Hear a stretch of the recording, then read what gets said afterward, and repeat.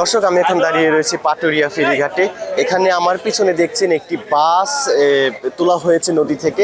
এই বাসটি 9টা সাড়ে 9টার দিকে নিয়ন্ত্রণ হারিয়ে নদীতে চলে যায়, এমনটি আসলে শোনা যাচ্ছে।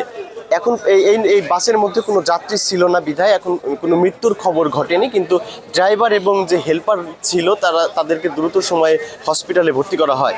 এই বাসটি গত মার্চ মাসে আরেকটি যে দুর্ঘটনা ঘটে, সেইখানে বাসের মধ্যে যাত্রী ছিল, অনেক মৃত্যুর খবর আমরা পেয়েছি। কিন্তু এরপর থেকে যে নিয়ম করা হয় যে এখানে যেন বাসের মধ্যে কোনো যাত্রী না থাকে, এই জন্য আসলে কোনো হতাহতর ঘটনা ঘটেনি। আপনারা দেখছেন বাসটি আসলে নদী থেকে তুলে এখানে পড়ে আছে। বাসের যে যাত্রীদের যে লাগেজগুলো ছিল, যাত্রীদের ব্যাগ ছিল, সেই ব্যাগগুলো এর মধ্যে ছিল। পরবর্তীতে যাত্রীরা এসে ব্যাগ নিয়ে গেছেন। আর এখানে দেখছেন অনেক যাত্রী আসছেন, তাদের যে ব্যাগ তারা খোঁজার চেষ্টা করছেন। ফায়ার সার্ভিসের লোকের সহযোগিতায় তারা এখানে তাদের ব্যাগের যে খবরটা শুনছেন। তাছাড়া এদিকে যে চারপাশে পুলিশ, সেনাবাহিনী, ফায়ার সার্ভিসের যৌথ উদ্যোগে আসলে এই উদ্ধার কাজটি সম্পূর্ণ হয়েছে।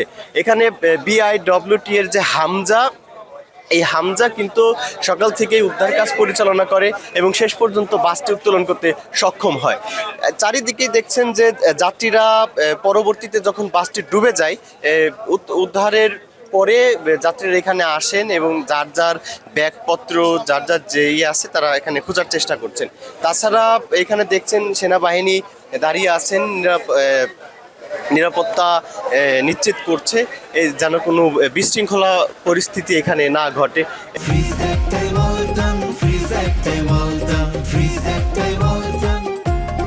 আপনারা দেখলেন যে কিছুক্ষণের মধ্যে আমাদের যে দুর্ঘটনা কবলিত বাস সেটা উদ্ধার করা হয়েছে এবং উদ্ধারের পরবর্তীতে যেহেতু আমাদের কোনো যাত্রী ছিল না বাসে, আমরা কিন্তু কোনো যাত্রী পাইনি এবং কেউ দাবিও করেনি এবং যাত্রী যারা ছিল তারাও নিশ্চিত করেছে তারা আগেই সবাই নেমে গিয়েছে। তারপর আমাদের যে মালামাল ছিল এখন আমাদের সিজার লিস্ট করা হচ্ছে, ম্যাজিস্ট্রেট আছে এবং পুলিশ এবং আইনশৃঙ্খলা বাহিনীর যত সদস্য আছে তাদের সকলের সহযোগিতায় আমরা সিজার লিস্ট করে প্রকৃত যারা যাত্রী আছে তাদের নিকট আমরা পৌঁছায় তার ব্যবস্থা করব।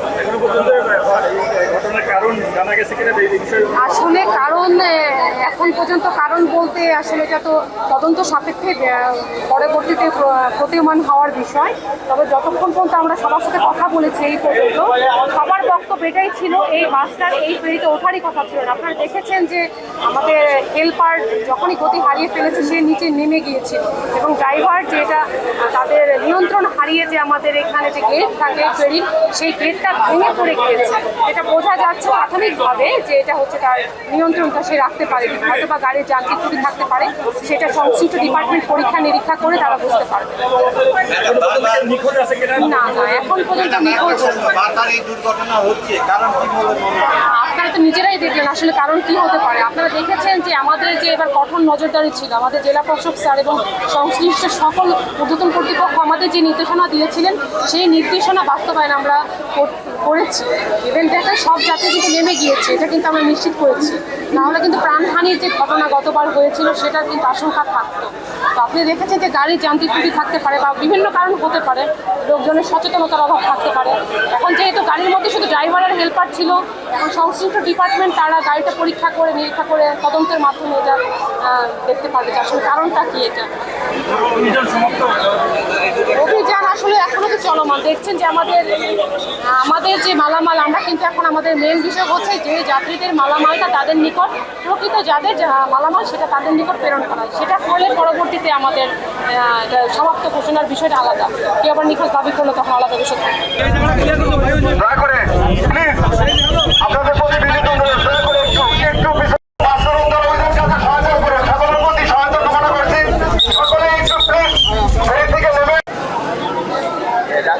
যাত্রী